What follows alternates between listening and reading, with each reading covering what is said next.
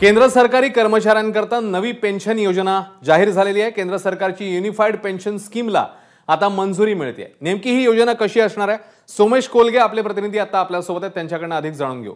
सोमेश, योजनेचे नेमकं स्वरूप काय आणि कसा लाभ मिळेल आता कर्मचाऱ्यांना? नक्कीच आज जी केंद्र सरकारचं कॅबिनेट झाली त्या कॅबिनेटमध्ये निर्णय करण्यात आला। त्या निर्णयानुसार युनिफाईड पेन्शन स्कीमला मान्यता देण्यात आली आहे। याचा अर्थ असा आहे की 50% अश्युअर्ड पेन्शन दिली जाणार आणि रिटायरमेंटच्या पूर्वी 12 महिन्यांची जे एव्हरेज बेसिक सॅलरी असेल त्याच्या 50% रक्कम ही पेन्शन म्हणून दिली जाणार, पण कमीत कमी 25 वर्षाची सर्व्हिस करणं आवश्यक आहे पेन्शनसाठी एलिजिबल होण्याकरता। सोमेश, धन्यवाद या माहितीबद्दल। तेव्हा सर्व सरकारी कर्मचाऱ्यांना योजनेचा लाभ मिळेल। केंद्र सरकारची युनिफाईड पेन्शन स्कीम याला मंजुरी पाहायला मिळते। 25 वर्ष सेवा झालेल्या कर्मचाऱ्यांनाच, पूर्ण झालेल्या कर्मचाऱ्यांनाच आता हा योजनेचा लाभ मिळू शकेल।